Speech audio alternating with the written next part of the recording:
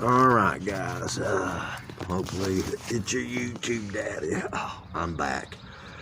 Oh man, why am I laying on the ground? Well, I told y'all I'll show you how to make this old compressor come on with what you call a kickstart.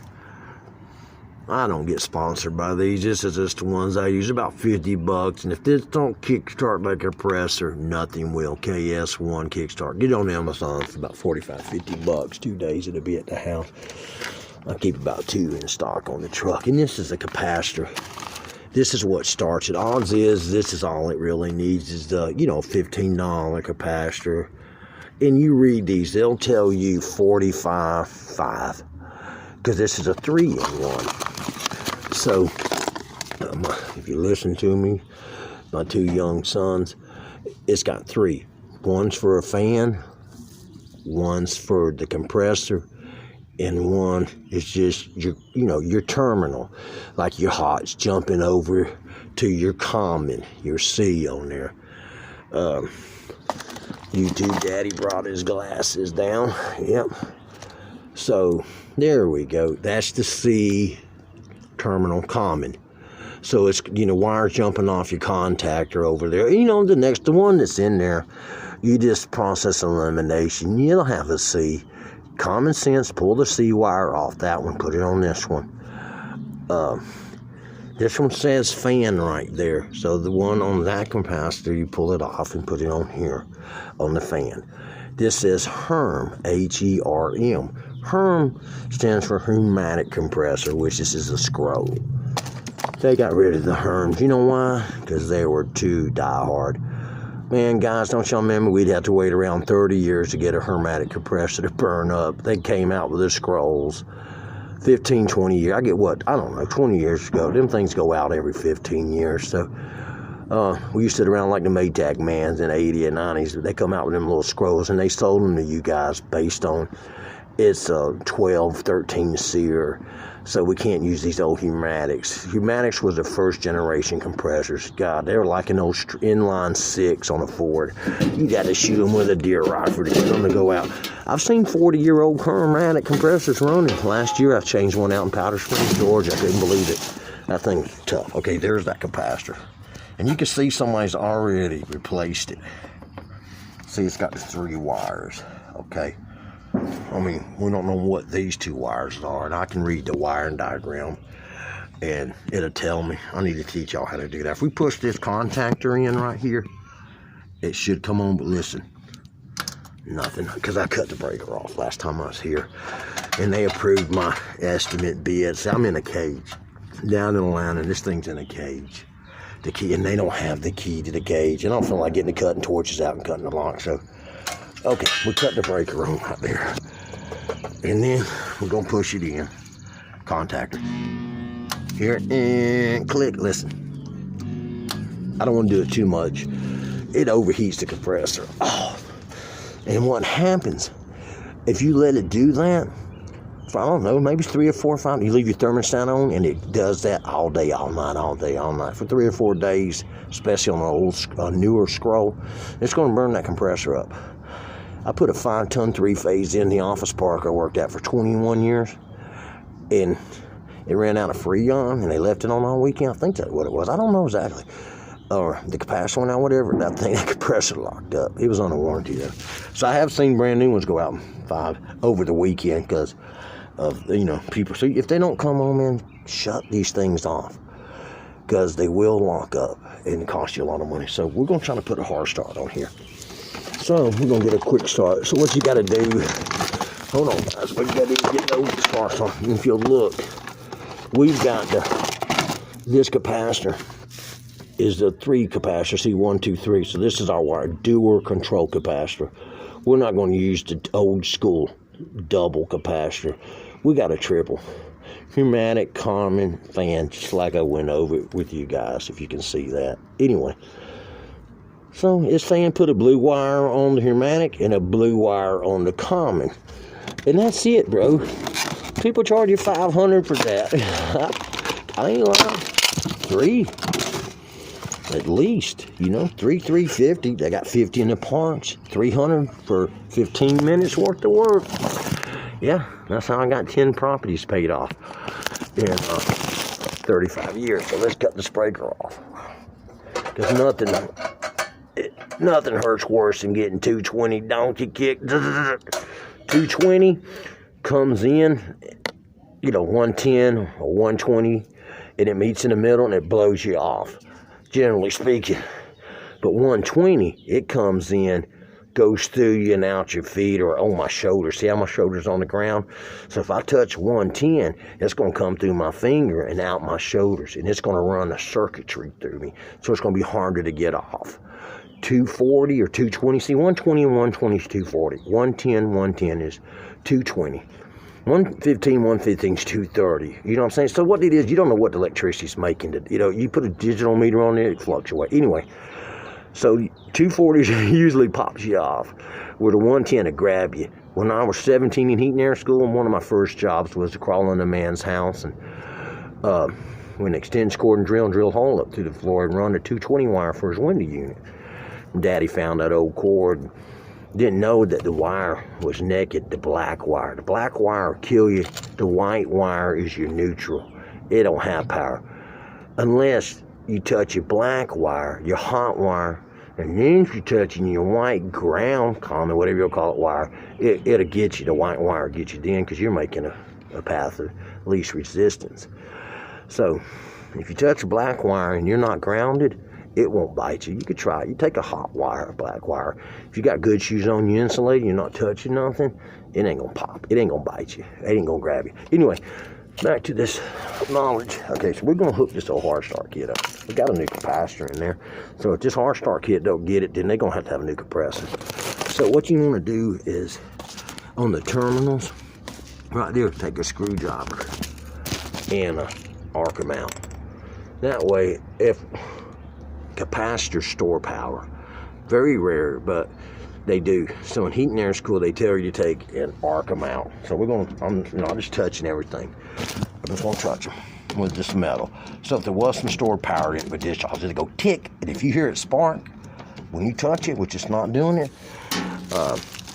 if you wouldn't have done that trick I just told you, it would have bit you. I don't know how many. It's something crazy like 20,000 volts, 10,000. I don't know how many volts is in there, but it's not amps. Amps what kills you, not volts. You could do, say, 1,000 volts with 1 amp. I don't think, the amps what gets you. Amps is what kills you, not volts, if you didn't know that. So let's just take a peek right here, guys, and see what's what.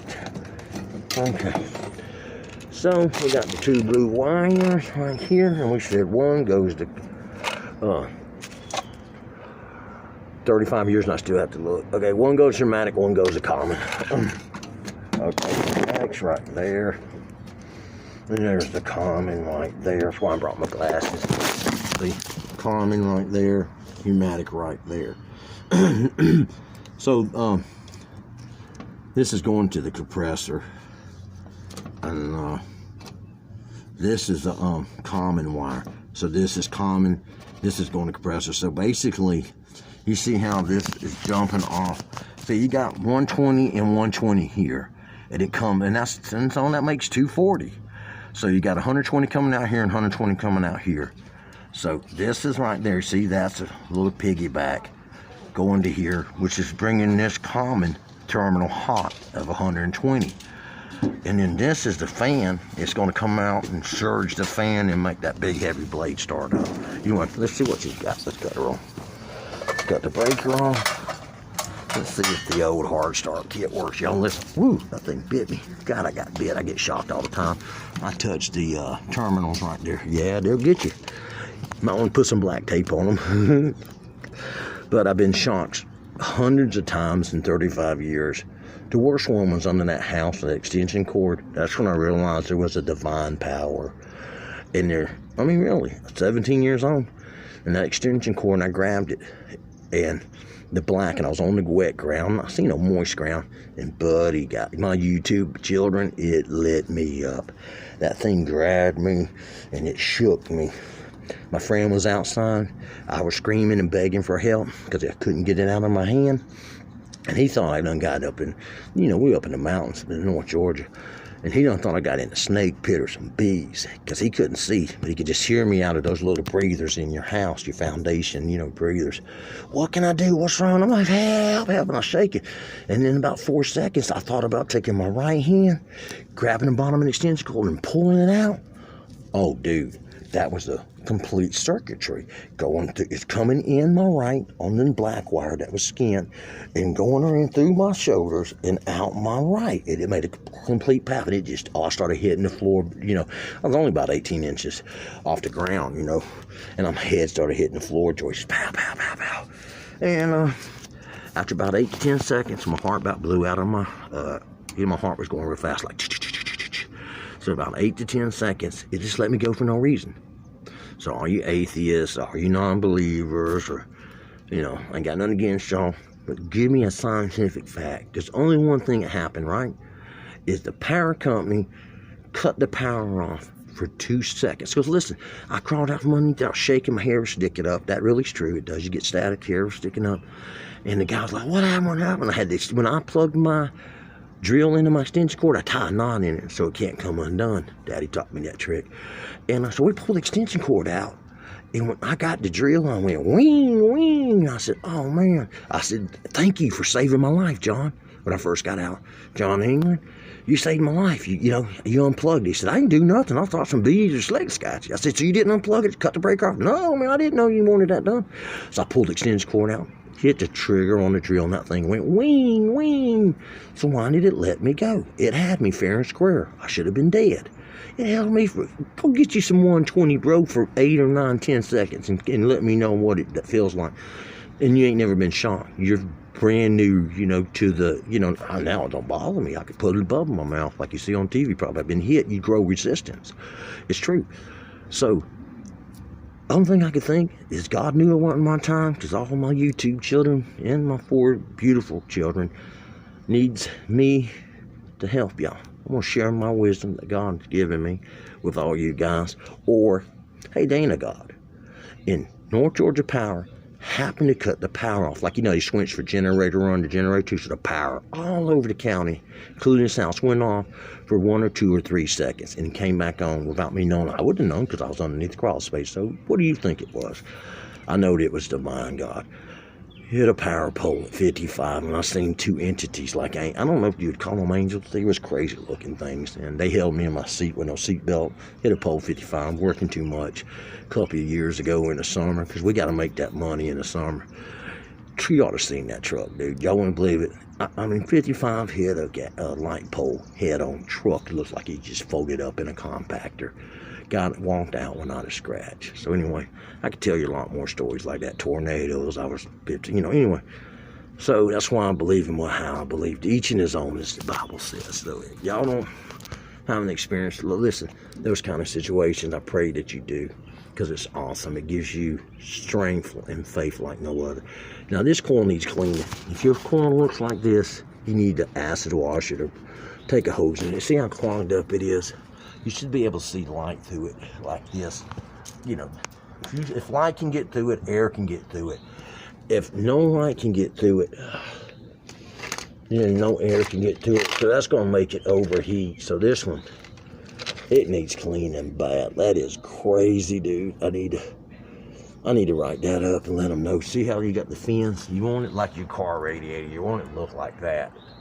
If it don't look like that, if it looks like this, the Freon pressure inside your air conditioner can't, the air can't get across there. And so the pressure, the Freon, the hotter Freon gets, the more pressure it makes. You could put it in the freezer and the pressure will go down, hypothetically 30 pounds per square inch. Put a torch on that thing, put it in the oven, it'll go up to 500 pounds per square inch. You understand? Expands upon heat, shrinks on coldness. Freon, any blend.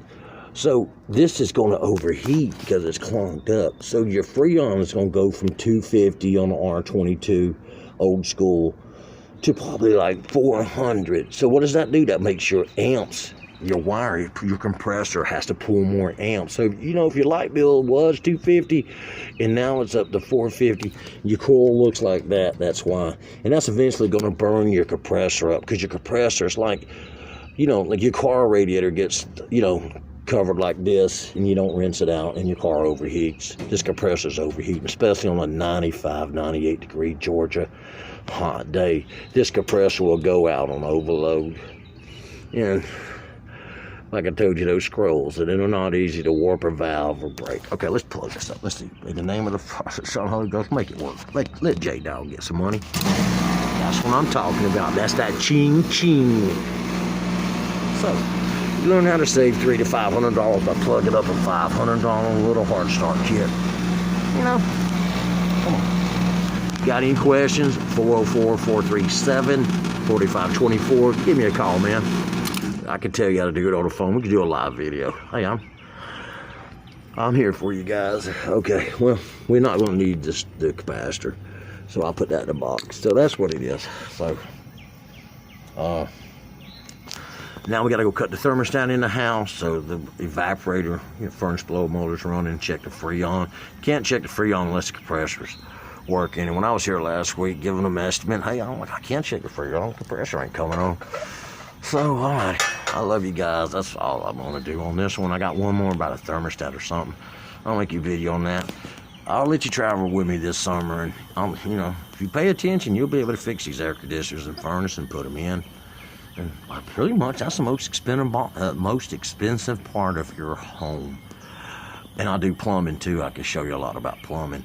You know, so that way, you know, you two babies, you know, my children out there, guys, you know, say you're 21, 25, just getting your first house. These videos will show you how to maintain that house for pennies on the dollar. You know, and you can put that money to, towards your retirement instead of giving it to the big dogs. Like every time I take my truck to the shop, I got a great mechanic, but it's $500. So, God, I hate working on cars. I chipped my tooth. I had it plastered. So I sort of swore off cars. This wrench slipped. Another story for another day, but so. All right. This one I should have acid washed it. You know, it ain't that. Yeah, it's got a little bit, but you got to realize right now, with the economy so tight, the coronavirus, a lot of people don't want to spend no money. And so you had to come in with, you know, lowball bids. And see, I did this job for $210. So was that $110 for gas, $50 for the parts? So it's $150. But you watch me. I just plugged those two wires up, made $150. So I don't get greedy, you know. I know men that have to work all day like a dog for $150 clear. So, you know, if I can come out here and work 10 minutes, plug that up, and get on to the house, have $150 in my pocket, I dance with joy. Say if I do 3 more today, that's $600, baby. $600 in one day.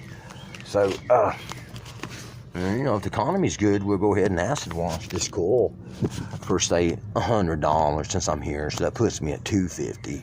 Throw a couple of pounds of Freon in there for another $150. That'd be $400 for a good tune-up. But man, people are tripping with this coronavirus. They are not, we call it tight-fisted.